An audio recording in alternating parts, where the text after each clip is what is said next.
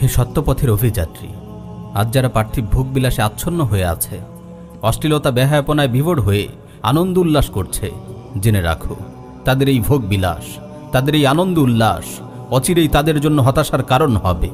পরিতাপে সেদিন তাদের চেহারাগুলো বিবর্ণ হয়ে পড়বে, অনুশোচনার দহনে তারা দগ্ধ হবে। আফসোস করতে থাকবে যেন তারা দুনিয়াতে ফিরে এসে ন্যাক আমল করতে পারে। কিন্তু সেদিন তাদের এই আফসোস আর অনুতাপ অনুশোচনা তাদের কোনোই কাজে আসবে না। জেনে রাখো, আজ যারা আল্লাহর আদেশের বিরুদ্ধাচারণ ও তার সীমালঙ্ঘন করে চলছে, পার্থিব জীবনকে প্রাধান্য দিচ্ছে, তাদের পরিণতি হবে ভীষণ ভয়াবহ। আল্লাহ তাআলা বলেন, ফাআম্মা মান তাগা ওয়া আসারাল হায়াতাদ দুনিয়া ফাইন্নাল জাহিমা হিয়াল মাওয়া। সুতরাং যে সীমালঙ্ঘন করে আর দুনিয়ার জীবনকে প্রাধান্য দেয়, জাহান্নামই হবে তার আবাসস্থল। আর যারা আল্লাহর ভয়ে এই পার্থিব জীবনে নিজের মনের উপর লাগাম টেনে ধরে, নিজেকে মন্দ কামনা বাসনা থেকে নিবৃত্ত রাখে, তাদের পরিণতি হবে সুখময়। আল্লাহ তাআলা বলেন, ওয়া আম্মা মান খাফা মাকামা রাব্বিহি ওয়া নাহান নাফসা আনিল হাওয়া ফাইন্নাল জান্নাতা হিয়াল মাওয়া। পক্ষান্তরে যে আপন পালনকর্তার সামনে দণ্ডায়মান হওয়াকে ভয় করে এবং কুপ্রবৃত্ত হতে নিজেকে বিরত রাখে, জান্নাতই হবে তার বাসস্থান। আল্লাহ তাআলা আরো বলেন, ওয়ালিমান খাফা মাকামা রাব্বিহি জান্নাতান। আর যে ব্যক্তি আপন পালনকর্তার সামনে দণ্ডায়মান হওয়ার ভয় রাখে, তার জন্য রয়েছে দুটি জান্নাত।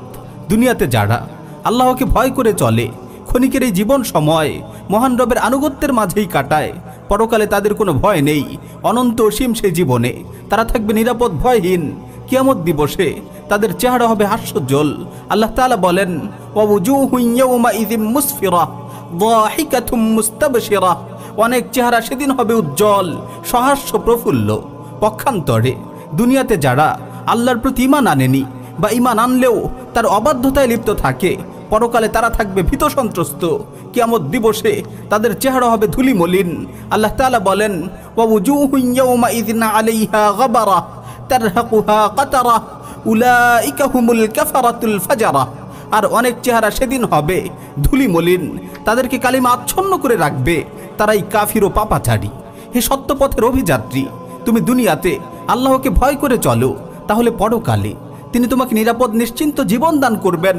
বস্তুত আল্লাহ কখনোই তার বান্দার মাঝে দু ধরনের ভয়কে একত্র করবেন না।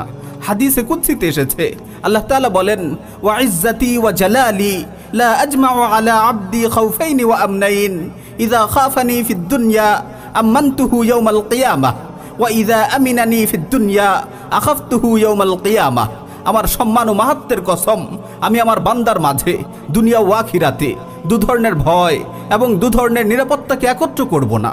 যদি সে দুনিয়াতে আমাকে ভয় করে, তবে আখিরাতে আমি তাকে নিরাপত্তা দান করব।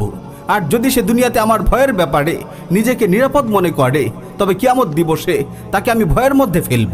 সুতরাং বুদ্ধিমান তো তারাই যারা অনন্ত অসীম পরকালীন জীবনে নিরাপদ নিশ্চিন্তে থাকতে দুনিয়াতে আল্লাহকে ভয় করে চলে, নিজের খেয়াল খুশির অনুগামী না হয়ে সর্বদা রাব্বুল আলামিনের সন্তুষ্টি তালাশ করে।